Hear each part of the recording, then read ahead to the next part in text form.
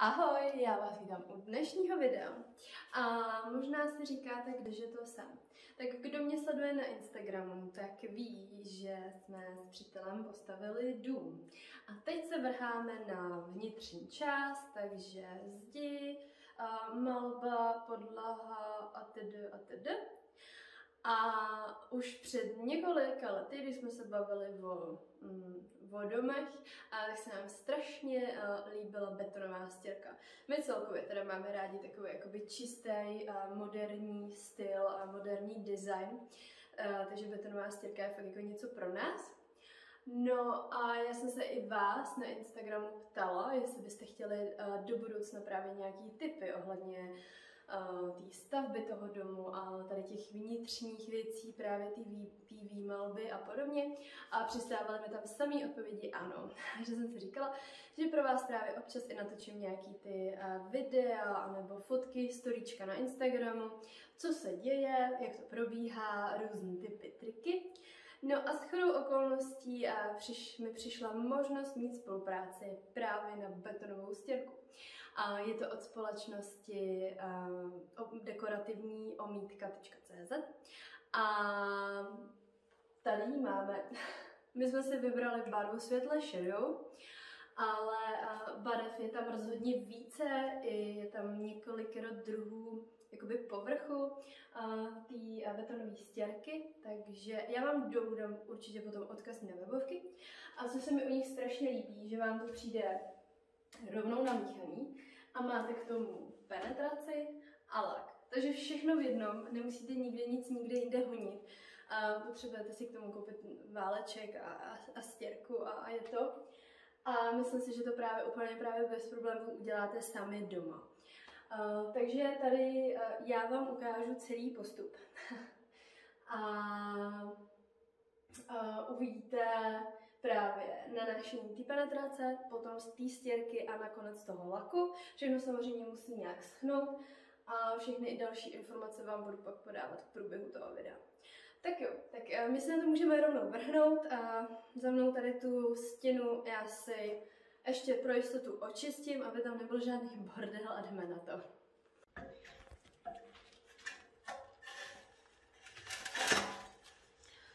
Tak, já si teď oškrábu případné nerovnosti nebo respektive prostě bordel ze zdi.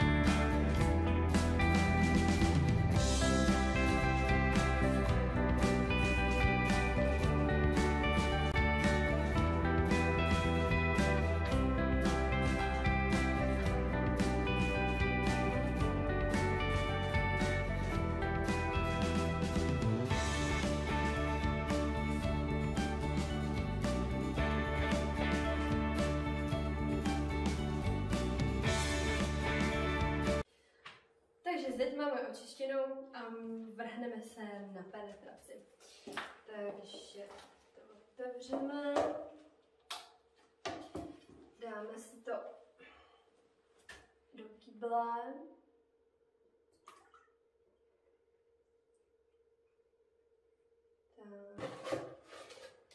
Tak, promícháme.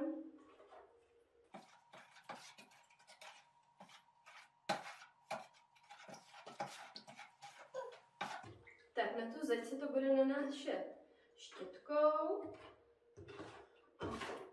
Uvidíme, jak nám to bude rychle. Tak, máme rozmícháno, takže já si tohle dám na stranu.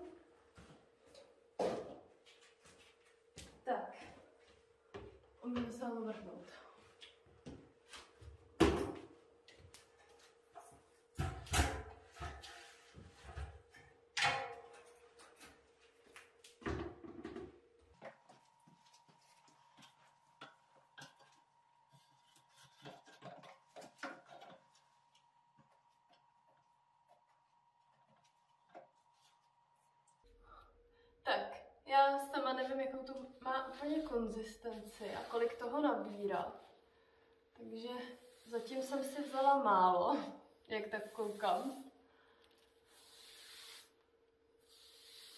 Takže si tam toho naneseme trošku víc a uvidíme.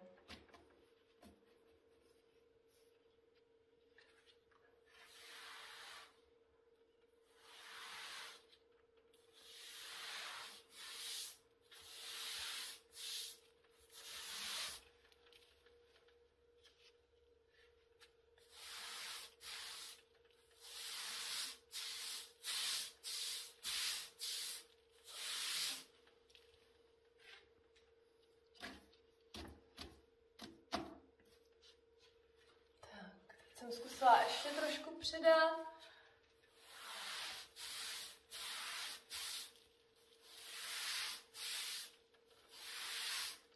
Tak hezky k těm krajům, aby to bylo všude.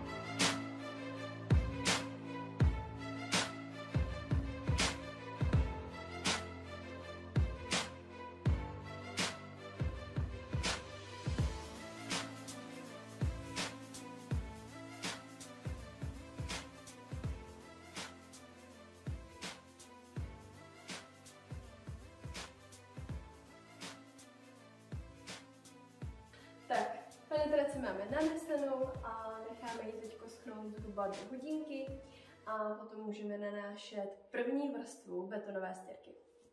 Ahoj, tak my jsme zpátky a penetrace nám krásně uschla, takže se můžeme vrhnout na tu betonovou stěrku.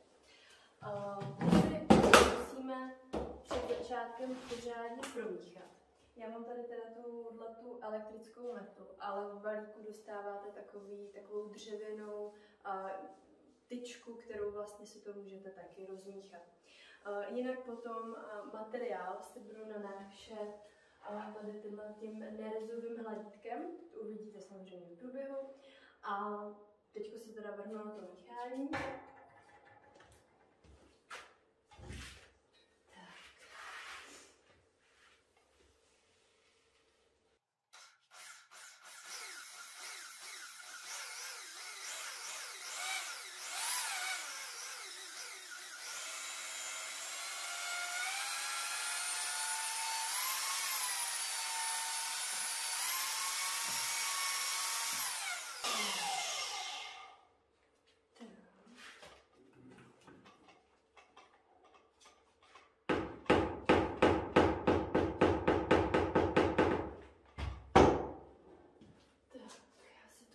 Odložím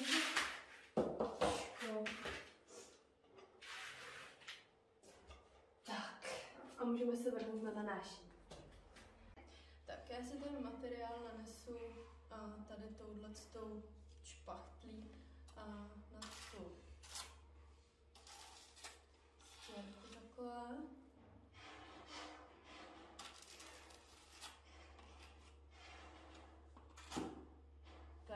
Teď jsem sama zvědavá na ten první tak, protože ono to chvíli trvá, než to člověk dostane do ruky, tak uvidíme.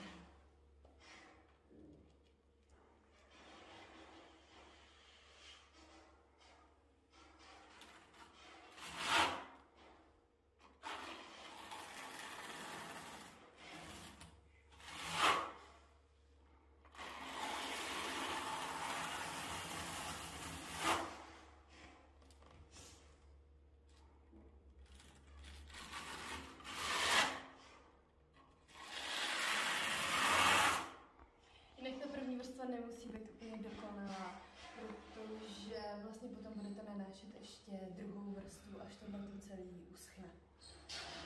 Tak. Setřu. Dám si další. Tak a budu pokračovat.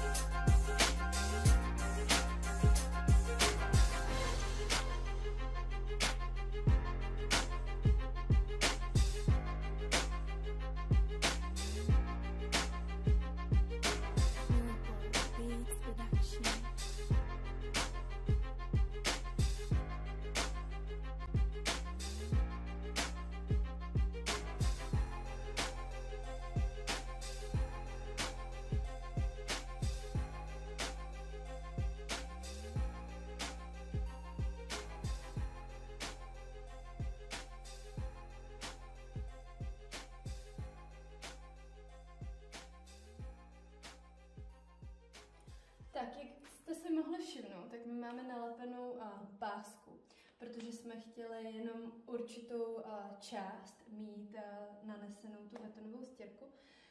Takže teď, jak máme už ji nanesenou, tak dokud je to ještě vlhký, tak doporučuji tu pásku sundat, protože když to úplně zaschne, tak už tedy blbě a mohlo byste zničit ty okraje. Takže dokud je to vlhký, tak sundáme pásku, takže jdeme na to.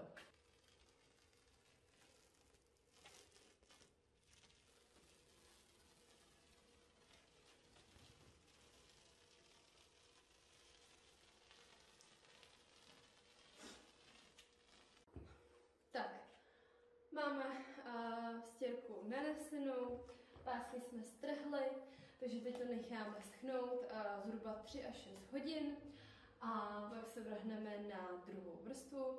A samozřejmě, až budeme nanášet tu druhou vrstvu, tak budeme si opět lepit ty pásky, aby jsme někde nepřetáhli a měli jsme to krásně rovný, ostrý.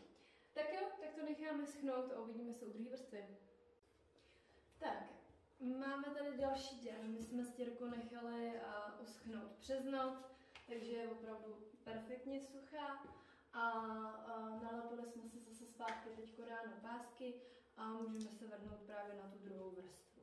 Tak tu druhou vrstvu nanášíme benátským hladítkem, to má zahlít takhle ty rohy, takže se vyhneme takovým těm ostrým případným rejhám a nanášíme to nepravidelnýma tahama, různě prostě do boku, do oblouku. Já sama to budu dělat poprvé, takže uvidíme, jak to bude vypadat, ale věřím, že to bude super.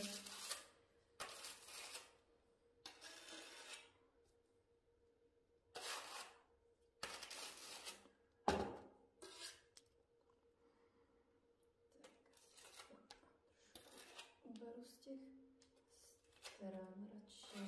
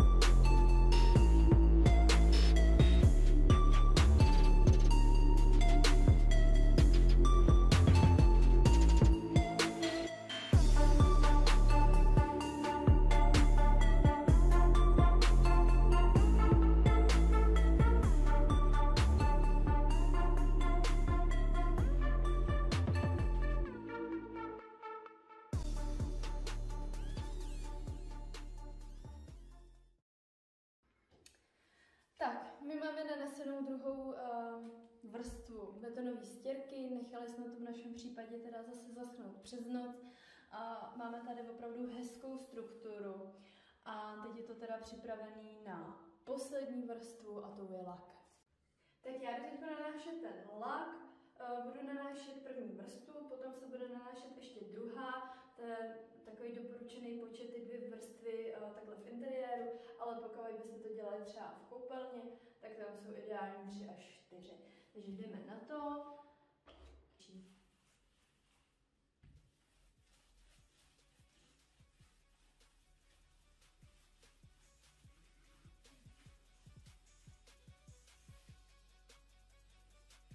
Tak, ono v tom kýble je to takový docela hustý, ale musím říct, že se to roztírá fakt hezky a dobře.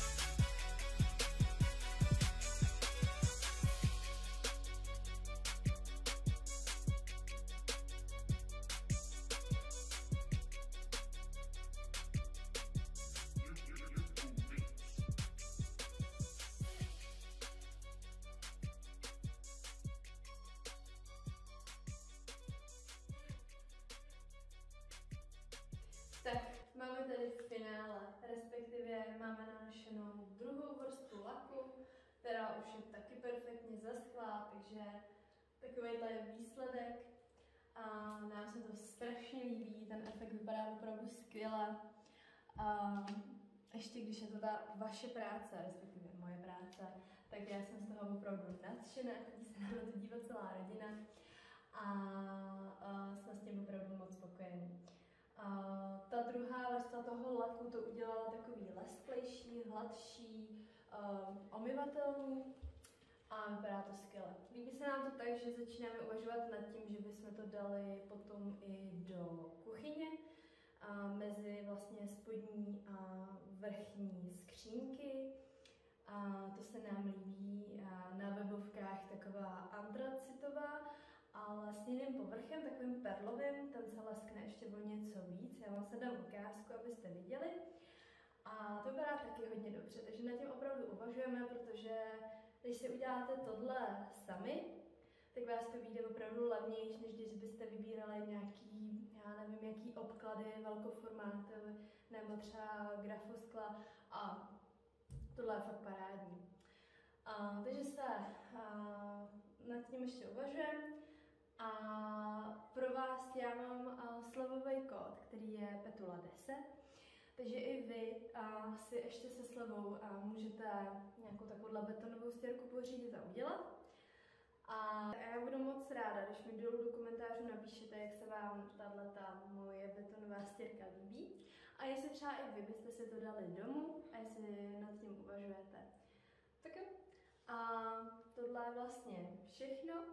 A já se s vámi loučím a přeju vám krásný den. Ahoj!